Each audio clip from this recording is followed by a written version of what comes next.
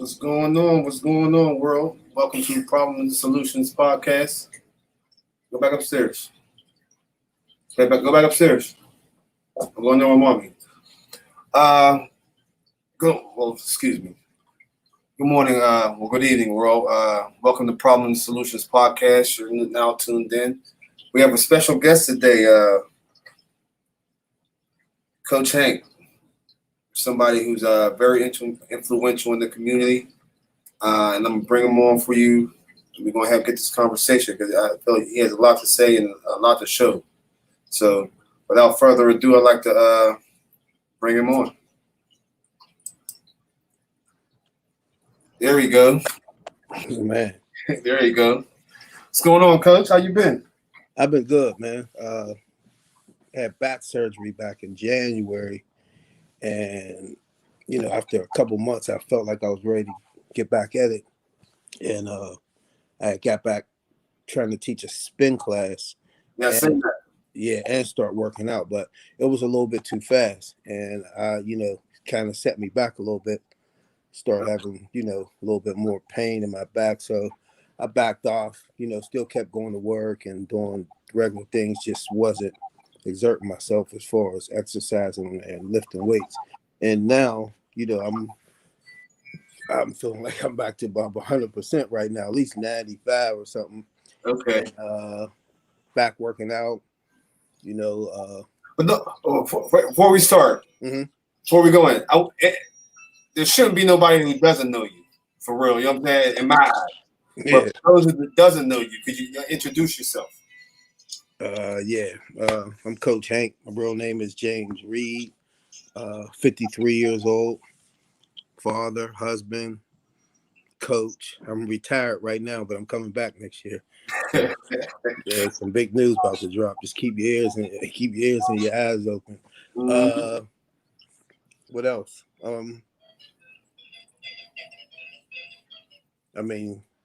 You want me to go back or Let's go to the beginning, Coach. Okay. Born and raised, grew up in Garfield, of course.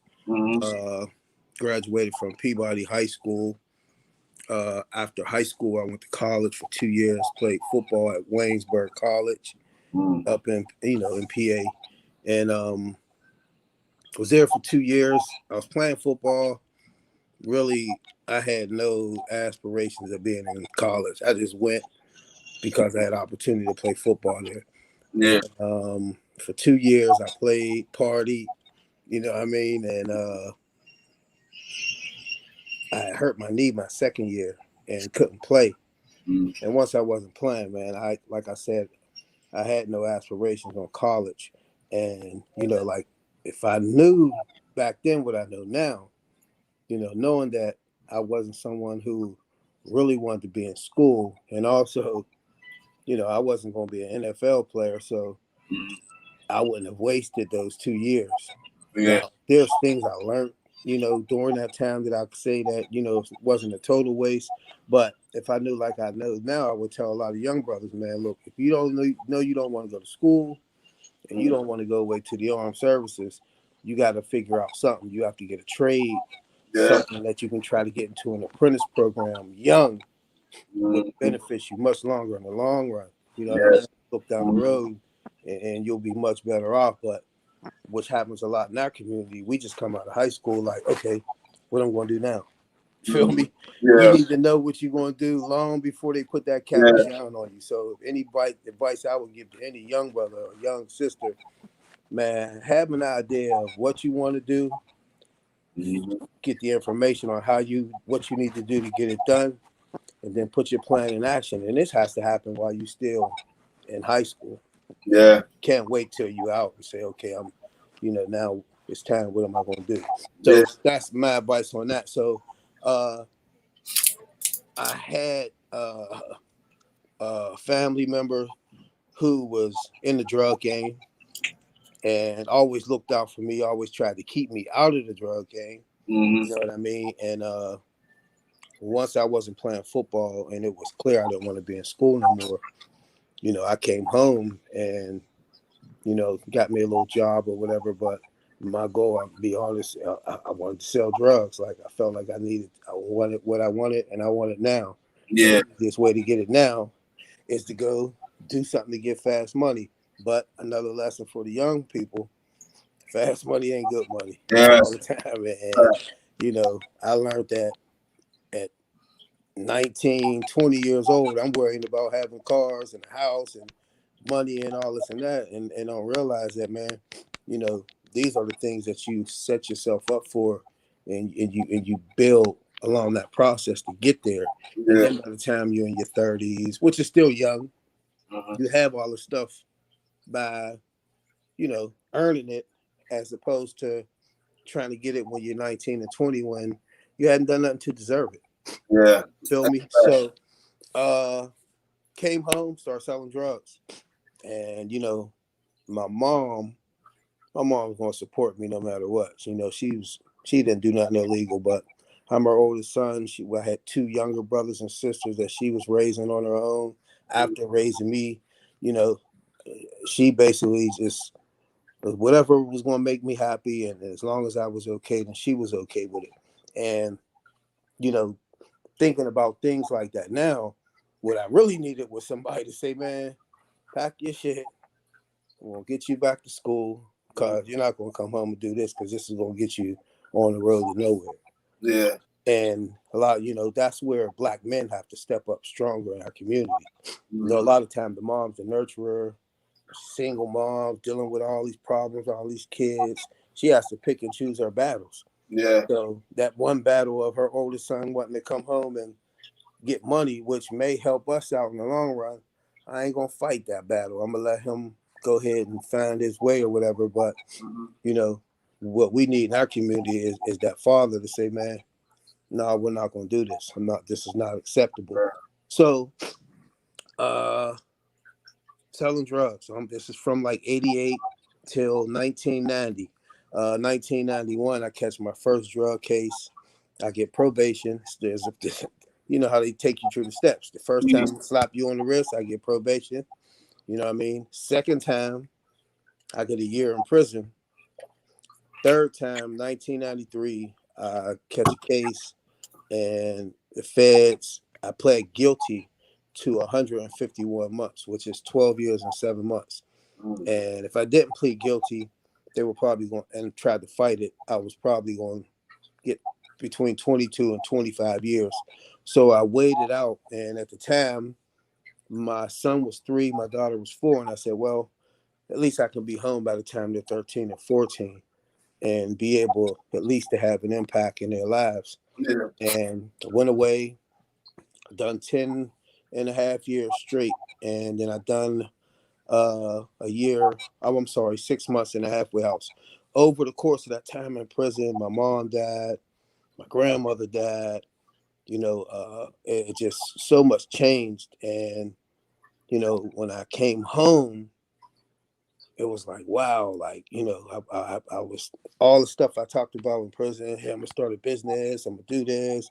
I'm gonna do that, and do everything the right way and this and that. And I came back out. And well, first, I was working as a personal trainer because I certified. I got certified in federal prison, and Mhm. so I was, in gyms training, making decent money. I came home to who is now my wife, my oldest daughter's mother. My daughter was 14, my son was 13, and just like I said when I left, it was like I came home just in time. Yeah. And I say that because I was already gone, but just in time really is you never leaving. But in my situation, I came home just in time. My son was playing football, Garfield. He was low overweight. I started training him, getting him in shape. Me and him were spending a lot of time together. My daughter, she was just coming out of middle school, about to go in high school. Uh, So for her to crucial have my times. dad, huh? Crucial Yeah, times. man, it was perfect. And me and her have had a tight bond the whole ride, and now she owns a couple of daycares and Mhm. is doing great. And I like to feel like, me coming home, at least when I did, I was able to play some part into her success. Mhm. So I'm home, start coaching football, and that was my thing, man. And while I was first coaching, you know, I was still mixed back and forth in the streets. I ended up catching another drug case, man, in 2008. And I remember the police had me sitting on the sidewalk on the corner, and my daughter comes around, and my wife, they pull up, they jump out, and my daughter, and man, this is like a week before my daughter's prom. I'll never forget it. And you know, I've never seen her like say anything like against me. And she was like, I can't believe like you're going back to jail. She was like, you're gonna miss my prom, my graduation, like you really let me down. And man, that hit me like a ton of bricks. Yeah. And at the time, you know, I thought I'm not gonna get back out because I'm on parole, but I was on federal parole, and federal parole, they allow you to make bond on your case, and then they wait the outcome. So I was able to get out on bond the next day, which was a blessing because I was able to be there for her prom, her graduation, and everything. And, you know, through the course of this stuff that was going on, I was working, had a good job. My job backed me, came to court with me, and I was able to get time in alternative housing. I mean, I was in a halfway house. I was able to go to work every day and, you know, still not go back to prison and able to go home on the weekends. And I remember I was working, man. I was working 2 jobs. I was working a full-time job at this chocolate factory, making like $7.50 an hour. Yeah. And then I was getting on a bus and going to another job out in the waterfront, cleaning this hospital. Me and this one guy, it took 4 hours. So I was working 12 hours a day, and I was having to give the halfway house 40% of minimum wage. You Wow. know, so, yeah, and you know the rest I was, you know, giving to my wife, helping out with at home. And you know, I what after the stuff that happened, like, you know, with my daughter and the way she reacted to everything, and then also at that time I had another son and daughter born, and my daughter Jayla at the time, she was like 3, and my son Jordan was actually a little baby. He may have been about a year old. And when I got out, you know, like I said, I'm going to the halfway house and stuff, and I'm trying to do the right things. And but part of my mind was like, man, I gotta get some money back, like, you know. And then for me, that was always go get it. However, you know what I mean, whatever means, by any means necessary. And usually, it led to something illegal.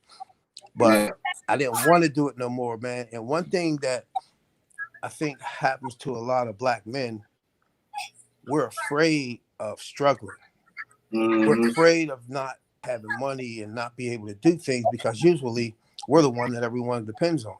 Yeah. So if you have your woman and your children coming to you and wanting things, you're thinking as a man, like, man, if I ain't got it or we ain't got no money, you know, I'm less than a man, and things ain't gonna be right.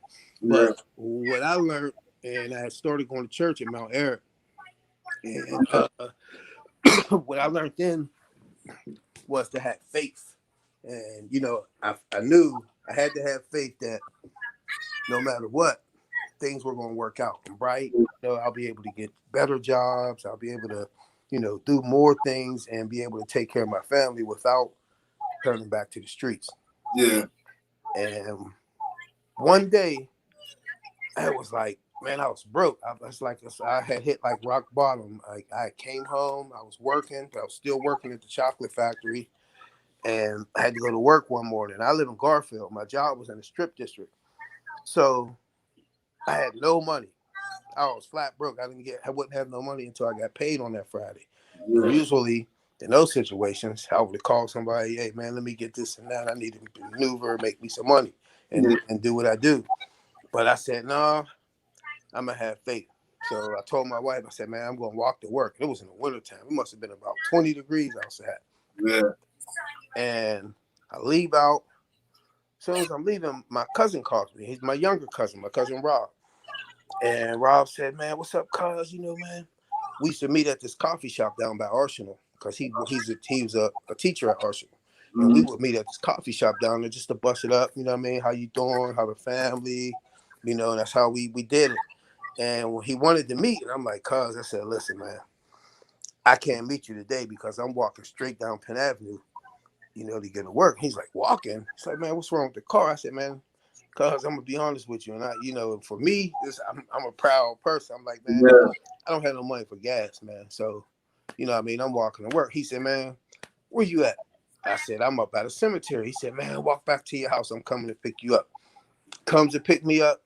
He's like, cuz, he says, man, I'm just happy to hear that you're ready to change your life. He's like, man, if you ever need something, man, you call me. Gave me $100 bill and took me and filled my car up with gas. And that from that instant, I swear, man, I said, damn, I said, man, you know what? I'm gonna be all right. Like, I think God really works this thing out. So I trusted it. Yeah. From there, man, you know, I've been coaching football. Now, how long you been coaching? I started coaching in 2004. So basically, you like Belichick. You know what I'm saying? you know what? You like I Belichick always out tell here. people this, man. Like, I think sometimes people get envious, man. I know it. You know how you can feel vibes from people, and it's because, you know, sometimes you can get so good at something, and other people are always, you know, congratulating you and saluting you on it, and then you may have a little bit of arrogant, cocky attitude, man. You know, a lot of people dislike me because, I guess, because I'm so good. And How long was your run? How long? Go ahead. Your run? Huh? How long was your run? You had like a good 5, 6, maybe more than that run undefeated. Well, I went 3 years in a row undefeated. We won. Actually, it was 4 years, but we lost the championship game that fourth year. So it was a span of 48 games. Yeah. But I tell people all this. Before that, I'm sorry. Before the streak started, we had lost a championship game in Northside. All right. And that year, I believe we had won 10 in a row before we lost in the championship. So that's 10 games and then 1 loss. Then we won 48 in a row. So really, that was 58 out of 59 games. And then after we lost that championship, I haven't lost since. And, you know, it was 2 more years after that. Like, so baby, I'm sorry. I went to the Hill, left Garfield. Yeah. And went to the Hill, and we went undefeated over there all the way up into the Super Bowl. We won 12 in a row. How long you been on the Hill, Coach? Well, I only spent 1 year on the Hill. I'm gonna tell you, the plan was to coach 2 years on the Hill after I left Garfield. And the reason being, my son was a Mighty Mike, was going to let him play 2 more years. And I've had a plan about the last 5 or 6 years of moving into the Gateway School District by the time my son was in the 7th grade. Yeah. So that he would be able to play football, basketball, and run track at 5A W Whippeal School. Yeah. And, you know, God willing, we made it happen. I'm in the Gateway School District. He's played his first year of football. You know, season's over. Now I'm about to go into basketball. And I would have coached the Hill on the 1 year. The second year, COVID hit. And when COVID hit, the league shut down. Yeah. And I actually coached the travel team over the COVID season. 11-year-old team. We played, I think, 11 games. Okay. We played teams from Maryland, Virginia, Ohio, DC, and we won 10 out of the 11 games we played. So, you know, I believe God gifted me with an ability to communicate with people. Yeah. And one of the biggest things with young people is you have to be able to communicate to them, but it has to be done at a level to where they still respect you and you know what I mean? So they have to trust you. I never lied to them. I'm always straight up with them. You know what I mean? I believe that if you train them up physically, and I'm talking about young people in general, mainly young boys, you know, that's what I deal with. Young black boys between the age of 9 and now kind of high school. It used to be 9 to 14, but I'm starting to gain more relationship with the high school age boys. So anywhere from 9 to 18 years old. And I believe that if you first, if you want to train them up physically, you need to make sure that these kids are in shape, that they're strong. You know what I mean? I believe it helps with their confidence. Yeah. Second, well, I won't even put them in order. Discipline is big. I believe that young people need to know who's in charge. There is no gray area with me and no kid. I tell people all the time, my kids, people say, oh, you got to let my kids make decisions for themselves. And I'm saying, well, damn, me at 53 years old, I struggle with decision making sometimes. So I'm supposed to leave it all for a 13-year-old and expect them to, you know what I mean? Come on, man. Most of the time, kids are going to choose what's fun. Yeah. Or what feels good. And a lot of time, what fun and what feels good is not what you're supposed to be doing. Mm-hmm. So I don't, there's no misunderstanding with me and young people, man. Like I'm always going feel like it's I'm in charge. I'm the adult. Mm-hmm. Feel me? So, and I believe in rewarding them. My teams, I always made sure we were dressed good. I treated them a little bit older. I wanted them to feel like they were a part of like a college program or something, as opposed to a 9 and 10-year-old team. Mm-hmm. And I figured out that if I train my kids up, if I make them ultra aggressive, but disciplined, I make sure that they're smart, that they know what's going on. There's no, I always like to say I'm going to dot every I and cross every T. And I found out that if you do this and you're dedicated to those kids all year round, I train with my kids in the off season, usually starting in January on Sundays. We're getting together at least for 2 hours every Sunday. And I let them know this is a time that I could be doing something with my family or doing something for myself. And I don't want no pat on the back. But if I come here for 2 hours, we're going to take this shit serious. There's not going to be no playing around. We're not going to waste time. We're not going to bullshit. It's going to be about putting in work. And having that mindset, and you start to find out that a lot of kids buy into that, and they start thinking the same way you think. Most kids want leadership. And they want structure. Yeah, they want structure. That's the word I'm looking for. They want structure. And that's a big thing with me, man. Structure and preparation. If you could think of 2 words, man, Coach Hank, man, what would you think to describe? Man, he's going to make sure. And talking about my teams, they're going to say, man, they're going to have structure. You know what I mean? And they're going to be disciplined. Like, all this stuff, man, I believe. And I've watched it. I've lost some boys along the way. I've watched boys grow up and go straight to the streets, but even them, when you talk to them, they're most of them, they're not ignorant. You know what I mean? They respect adult authority because this is what they've been taught. This is what they've been brought up under. And, all of that, man, it just led to we built, like, I guess you want to call it, man, like an army. Termites, man. We were like an army, man. And people would come to watch us play. I would always come out. I would see coaches from the Hill or from, different areas and say, damn, man, we just came up, our game is later or we played early, man. We wanted to come up and watch y'all. Yeah. The Gator Termites, like y'all like the show. Yeah, it was a definite show. Yeah, and that was a good feeling to hear that and to see like the crowds at our games. And I just had a lady tell me the other day, she said, she was from Homewood. She said, I really didn't like you because you always beat us. But she said, but the game misses you. I swear to God. She said, it's not the same. Like, it's like that swag y'all had and all that, like, people really looked forward to seeing that, whether they liked you or not. And I'm sitting there like, kind of knowing it, but it's different hearing it from somebody from another, a parent from another organization. So, man, I just now, like I said, I'm getting back into coaching next year. I can't say where right now. I know where, but it's just some things have to be Iron out. workouts. People need to be told some things, and I'll be back.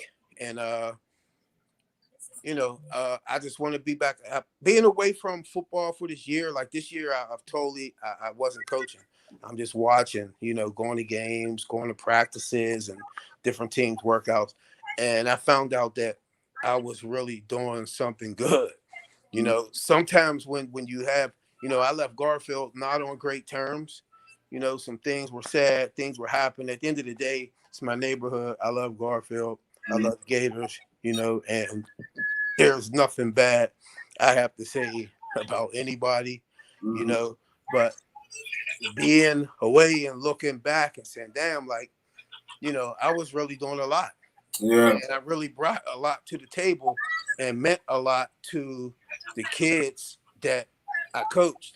And I said, man, my daughter just had a little boy, little pockets, in 4 years, he'll be playing football. And I said, man, I want to be coaching when he comes into the game, just like I was when my son Jordan did. But I don't want to wait 4 years to come back because have been away from it too long. So that's what made me, decide I have too much to give and I want to be back in the game. So I'm coming back. Okay. So what you get out of it is basically for the kids. Like what happens, like what you do with the kids. That's what you get out of it. That's your life. It's more than that. I'm an honest person, man. Some people sit around and tell you, "Oh man, I'm all about the kids. That's all I care about." You know what I mean? And when the kids. A lot of times, those people ain't all about the kids. Yeah. Someone just happens to keep trying to tell you something and trying to prove it to you. I tell you like this.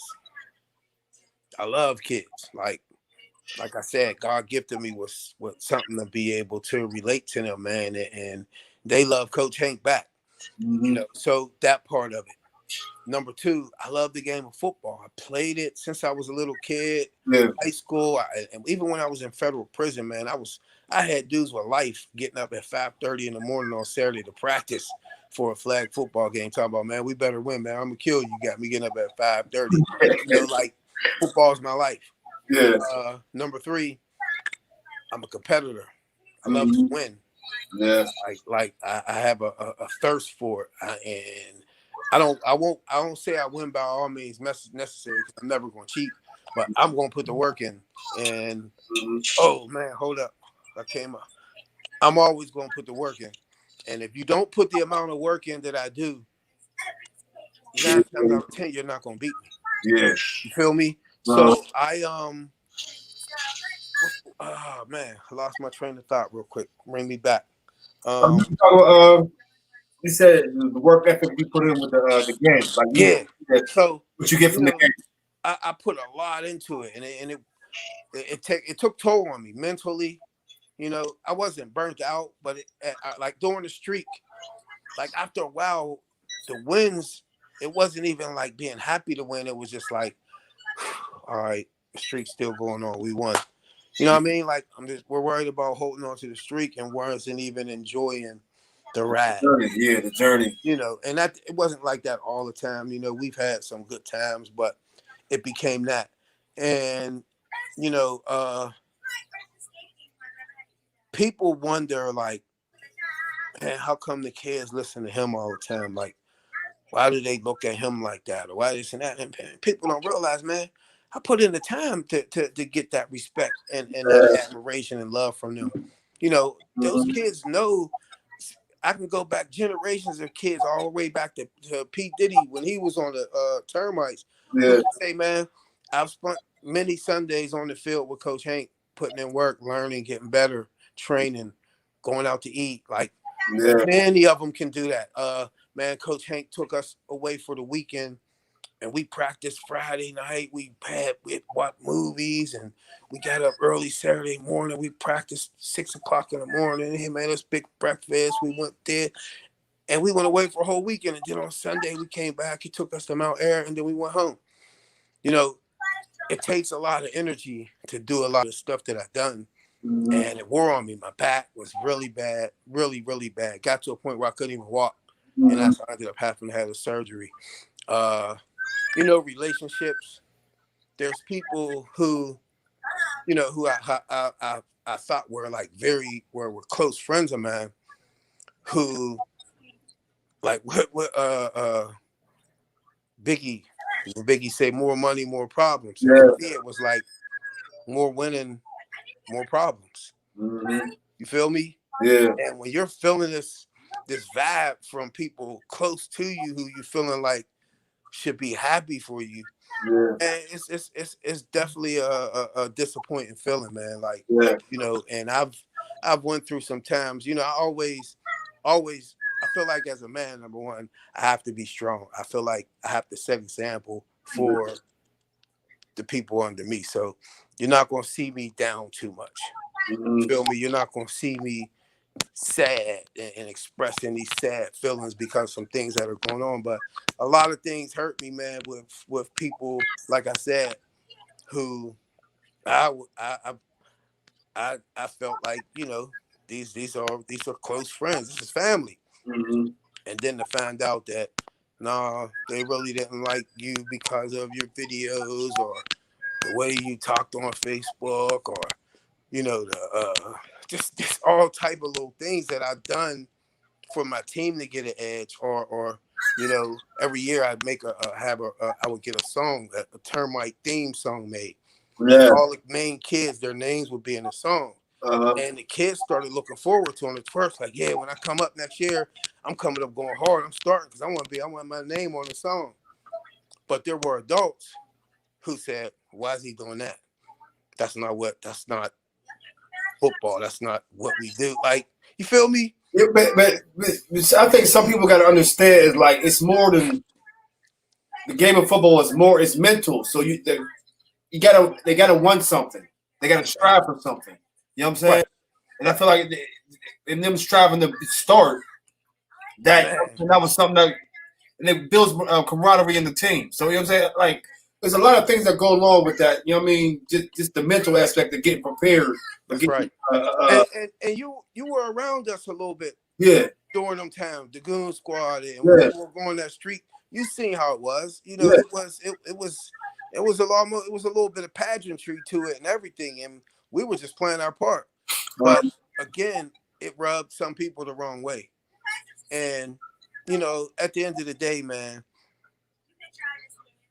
it's supposed to be about the kids. Yeah, And I always say, man, any decision made or any votes voting on stuff or whatever, the people who are making these decisions and the people who are voting, if you're not doing this, if you're not sitting back and saying, well, what's best for the kid? If you're sitting back and saying, well, I don't want to do this because I don't like that nigga, or they ain't gonna let us do this, and there's no thought of the kids, yeah. you ain't right.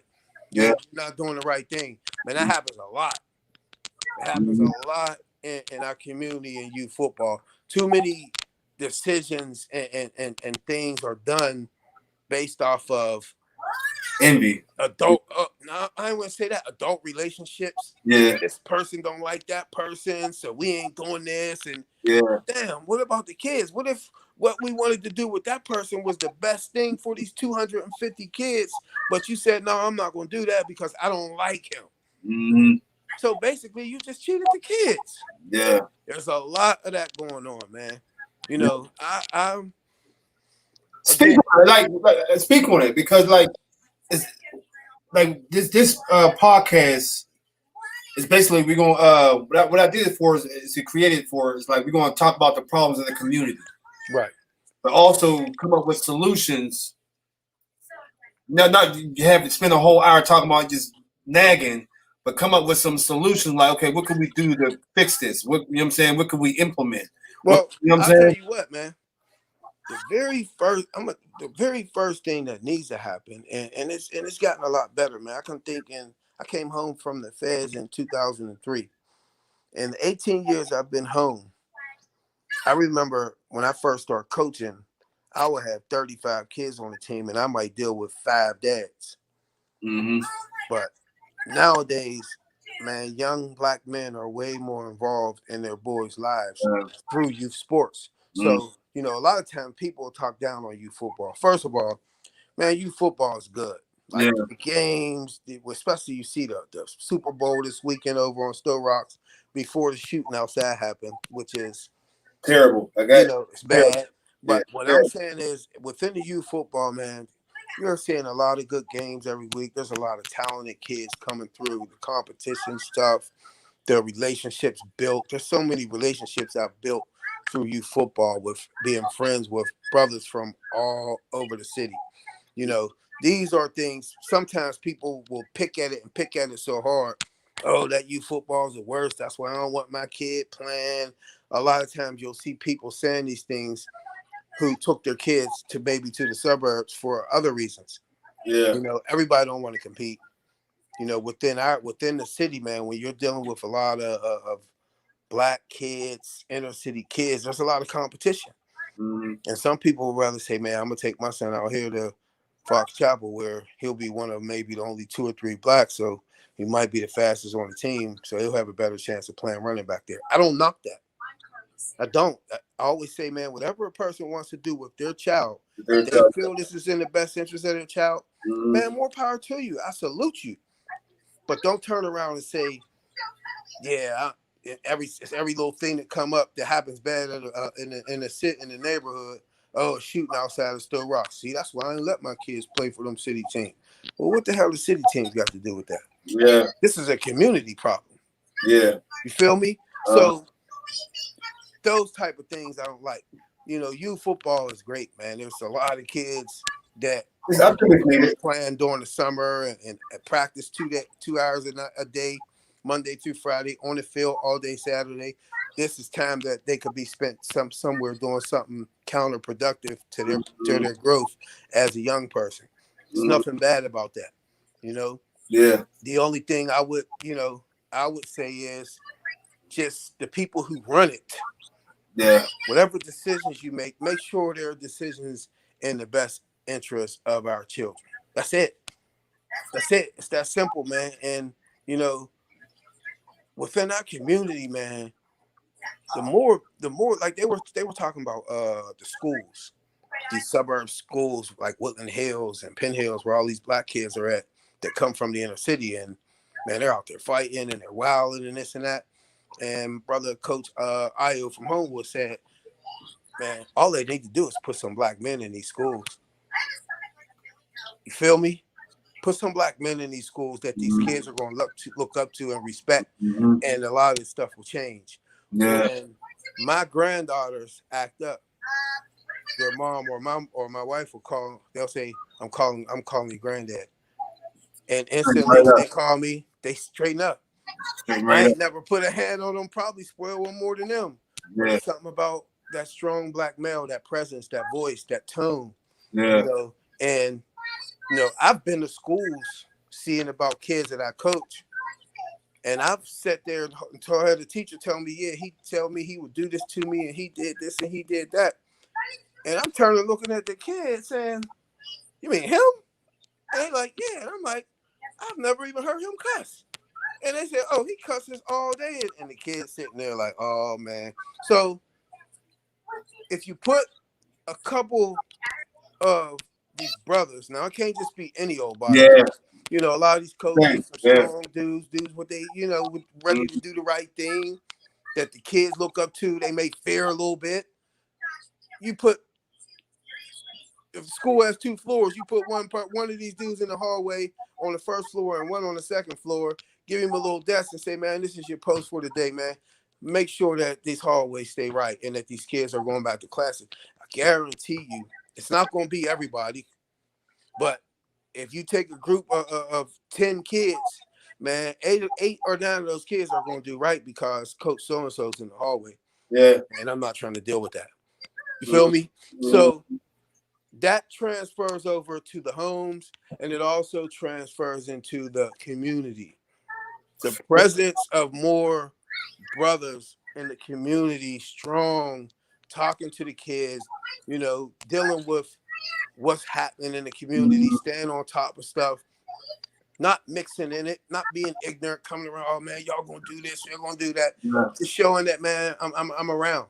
And my presence is here, and we're gonna make this thing a little better than what it is. Yeah, I was telling somebody the other day on Facebook about that. That thought, like, because he made a post about it was a post about females. It was a general post about females, y'all toxic. Da, da, da, da. Mm-hmm. I put on the post like I wanted to give a different side to it, was saying like maybe she didn't have her father to teach her the right way how to conduct herself. Yep, exactly. You know what I'm saying? Like black fathers are needed in the household. And once that, because there is households where there's two parents. I feel like the father has to be able to teach and not just maintain. Mm-hmm. You know what I'm saying? Maintain the child. Because it's different between teaching your child and maintaining your child.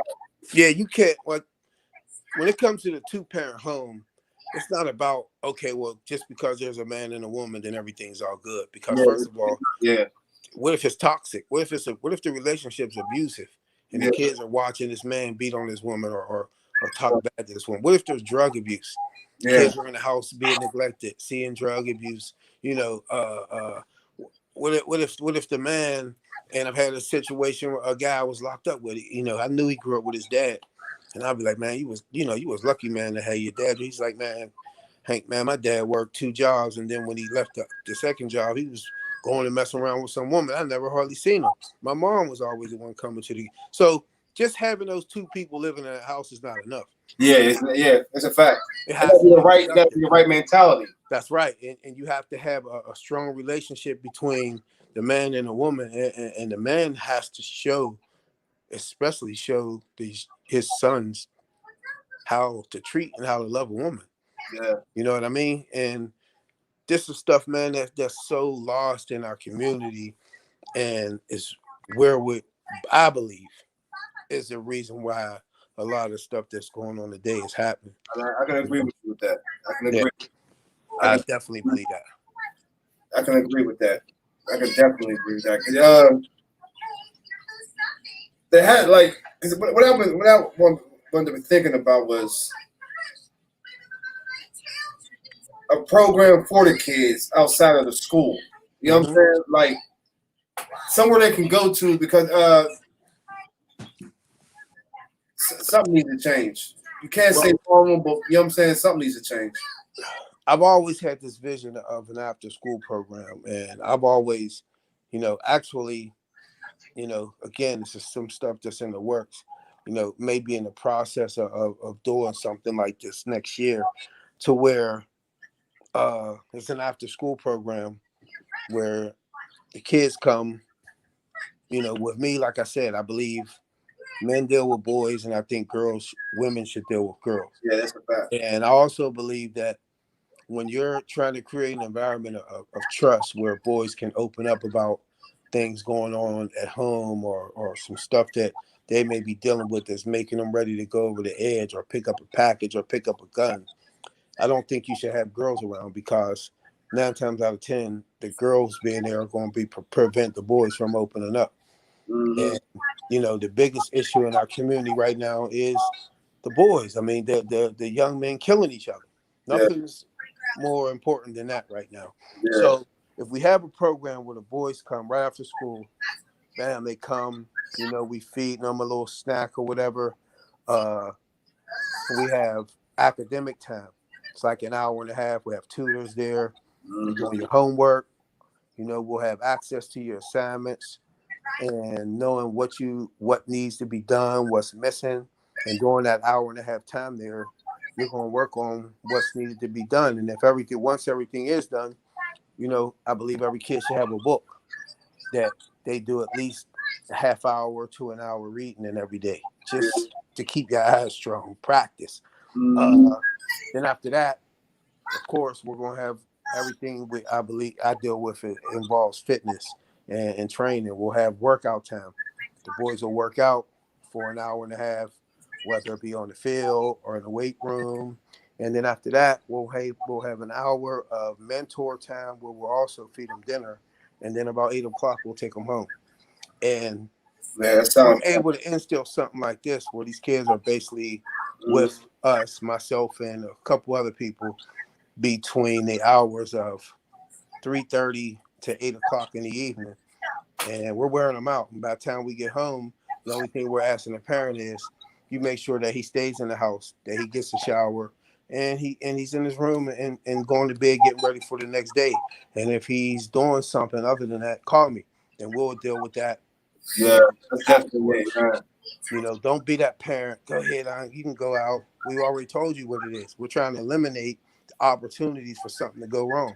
Yeah. And if he's in school with us and then home, how the hell something gonna go wrong? Yeah. You feel me? It's when you let him off of that course. I'm a big believer in that. My son's life is so structured, has been like this from day one, and it's working great for us. Yeah.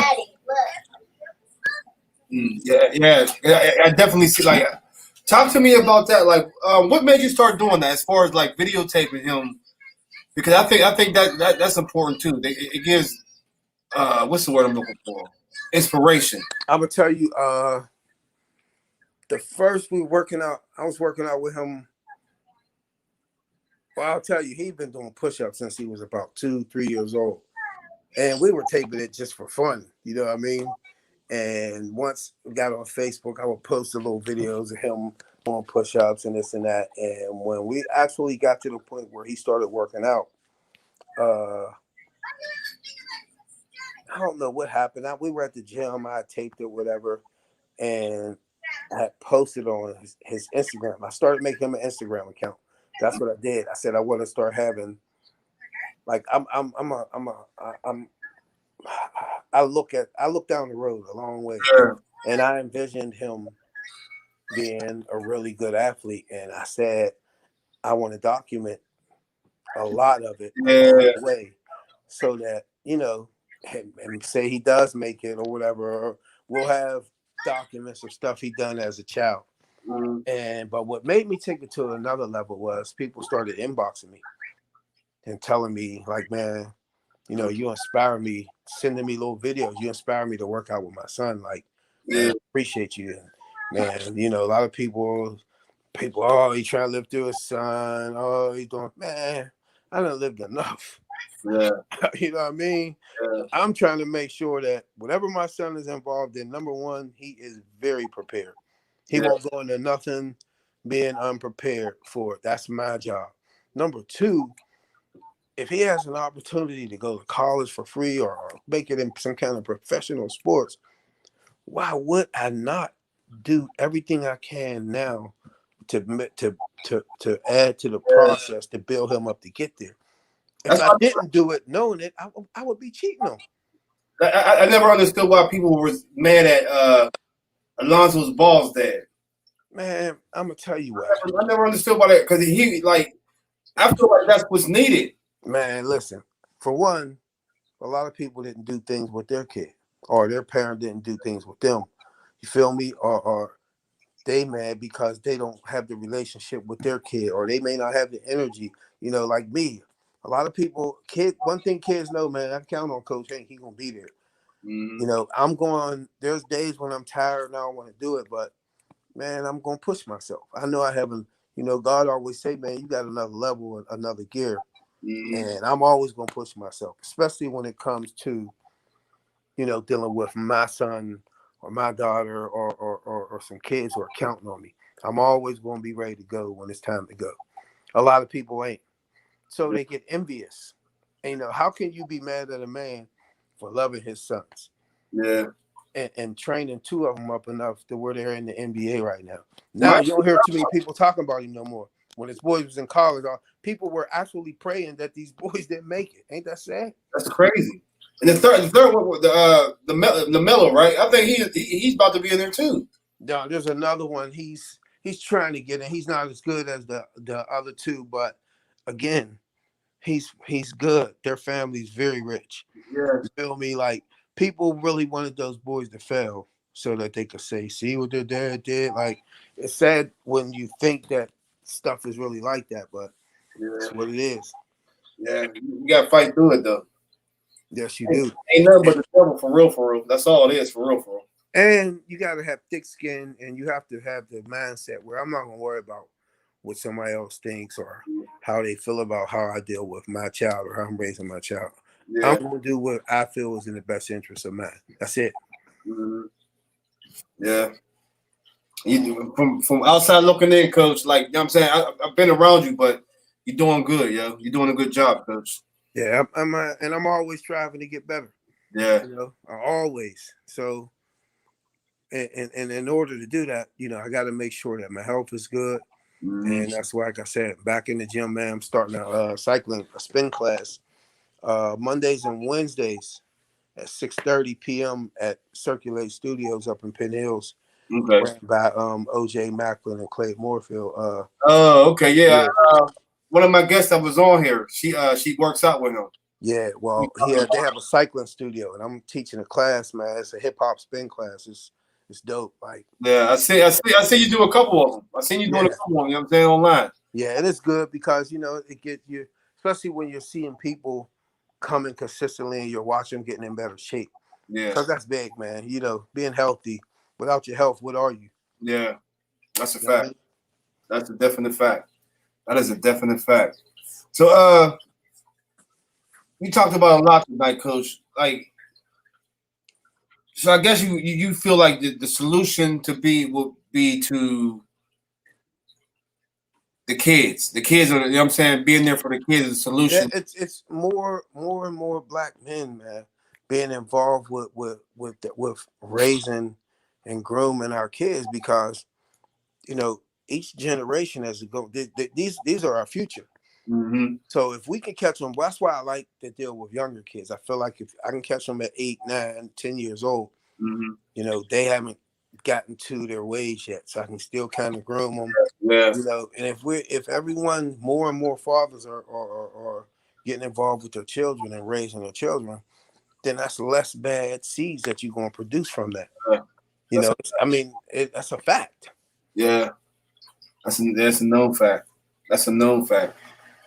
That's a definitely known fact. So that's why I try to do my part, man. I try to be there for as many as I can, and you know, try to groom as many as these young dudes I can, and you know, give them some guidance. And I'm still dealing with boys now, like even though I'm not coaching, still was heavily involved with a lot of boys this year.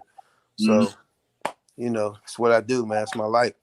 So where could they reach you if someone wanted to show want to get their child on the right path? How could they reach you to get the information? Well, I mean, of course, on social media, Facebook, I'm up under James Reed, REID. On Instagram, it's Coach Hank 25. Hit my inbox, you know, and you know, reach out to me if I can't help you. You know, what I mean, I can put you on track and probably resource you to somebody who can definitely. And I'm always willing to talk and give you know some advice and you know try to get people headed in the right direction because well, fortunately, I've been through so much, you know, as far as in prison, I've been away to college. Mhm. You know, it's probably nothing that you could come. I've been on the streets. I've sold drugs. I've had a gun to my head. It's probably nothing that a young person that could come to me and want to talk about that I haven't either been through or be directly associated with somebody who has been through it. Mhm. Yeah. Like I said, I want to work with you on that as far as the kids thing because I got some ideas that you know what I'm saying that I had in my head. Can I, Well, I'm definitely man. Me and uh, me and a person or in the process of planning like what I was talking about that after school thing uh coming up next year. I can't give up details right now, like I yeah. said, because everything's in a planning stage. But Mhm. you know, we'll have some opportunities to get together, definitely. Okay. Because I want like I definitely want to be a part of that. I'm not you know what I'm saying just to be like one of the black men that you know what I'm saying got to like to be able to be, you know what I'm saying, do like what you need me to do. no doubt, because listen, we're gonna have people coming in. We're at mentor time where we're have people coming in and speak. You know, you be able to come in and speak about what you do. Okay. Feel me? How Yeah. you never know? Maybe one of them young dudes may want to do just what you're doing right now. Yeah. So I believe like everything happens for a reason, man. Yes, sir. You know, so Yes, I'm on it. I'm always going to be on it. It's hard for me to sit still. You know what I mean? And I know I ain't got a whole lot of years left. So when it's time to sit still, I want to make sure that I've accomplished a lot and feel like, you know, hey man, you know, my time here was productive. Yeah. Okay. And then tell them about your spin class too. Oh man, What's that? this is all that. It's a hip hop spin class. Like it's a little choreographed moves on the bike. It's dope, man. People love it. People get like hooked, and you know it's intense. But you go at your own level, you know. So coming in, you do what you can do, and in each class you watch yourself getting a little better, a little bit more in shape, and next thing you know, you look up and you basically doing what I'm doing. And when you get to that level, you're gonna be in pretty good shape. Okay. No. Now you is this in the process now? Are you doing it right now or? No, this is on. The first class is next Monday at 6:30. Okay. Okay. And that's at Circulate Studios on Frankstown Road in Penn Hills, up across from the old police station. Okay. All right. So anybody that's we'll get their workout on, and anybody needs some mentorship for their young sons, because it's needed. It's needed. We made, you know what I'm saying? Like, I understand, like, everybody ain't gonna, we can't save everybody, but the ones we can. That's right. They all count. Yeah, let's do it. You know what I'm saying? No doubt. Needed. And I thank you for coming on here, Coach. My man. Thank you for inviting me, man. I appreciate it. You've been an inspiration with me from afar. You know what I'm saying? I admire what you do and how you do it.